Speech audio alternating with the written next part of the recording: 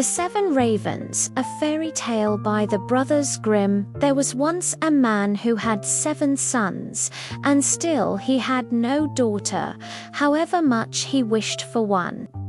At length his wife again gave him hope of a child, and when it came into the world, it was a girl. The joy was great, but the child was sickly and small, and had to be privately baptized on account of its weakness. The father sent one of the boys in haste to the spring to fetch water for the baptism.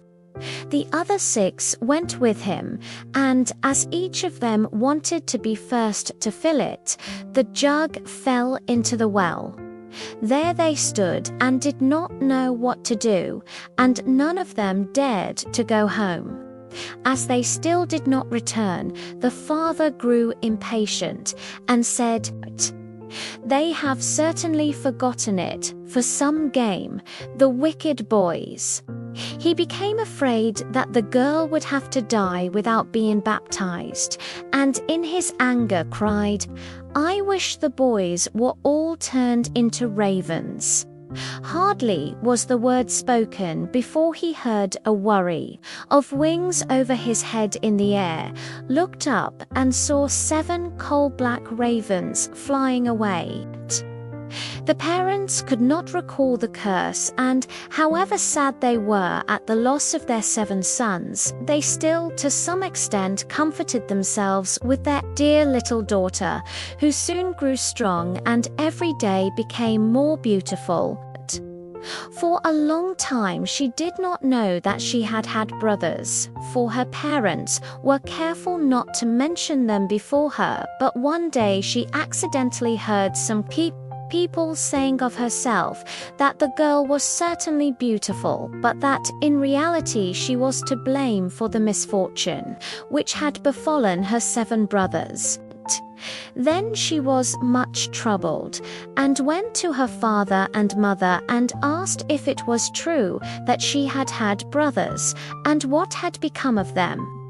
The parents now dared keep the secret no longer, but said that what had befallen her brothers was the will of heaven, and that her birth had only been the innocent cause.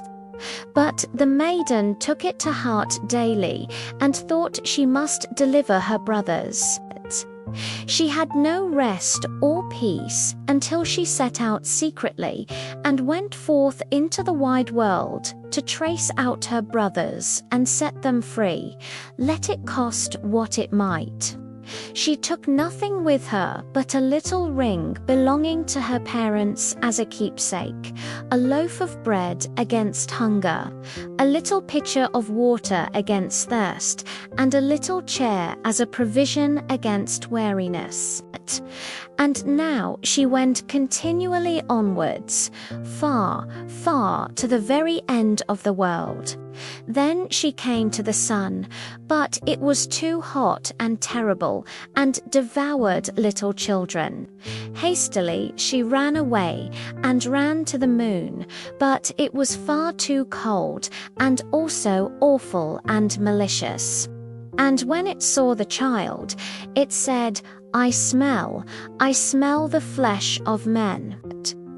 On this she ran swiftly away, and came to the stars, which were kind and good to her, and each of them sat on its own particular little chair. But the morning star arose, and gave her the drumstick of a chicken, and said, "If thou hast not that drumstick, thou canst not open the glass mountain, and in the glass mountain are thy brothers." The maiden took the drumstick, wrapped it carefully in a cloth, and went onwards again until she came to the glass mountain. The door was shut, and she thought she would take out the drumstick. But when she undid the cloth, it was empty, and she had lost the good star's present. What was she now to do? She wished to rescue her brothers, and had no key to the glass mountain. The good sister took a knife, cut off one of her little fingers, put it in the door, and succeeded in opening it. When she had gone inside, a little dwarf came to meet her, who said, "My child, what are you looking for?" "I am looking for my brothers, the 7 ravens," she replied. The dwarf said, "The Lord Ravens are not at home, but if you will wait here until they come, step in." Thereupon the little dwarf carried the ravens' dinner in on 7 little plates, and in 7 little glasses, and the little sister ate a morsel from each plate, and from each little glass she took a sip, but in the last little glass she dropped the ring which she had brought away with her.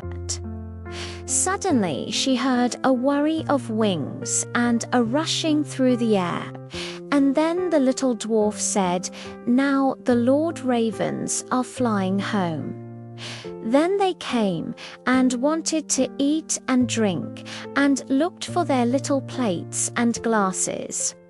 Then said one after the other, "Who has eaten something from my plate? Who has drunk out of my little glass?" It was a human mouth. And when the 7th came to the bottom of the glass, the ring rolled against his mouth. Then he looked at it and saw that it was a ring belonging to his father and mother, and said, "God grant that our sister may be here, and then we shall be free." When the maiden, who was standing behind the door watching, heard that wish, she came forth, and on this all the ravens were restored to their human form again, and they embraced and kissed each other, and went joyfully home.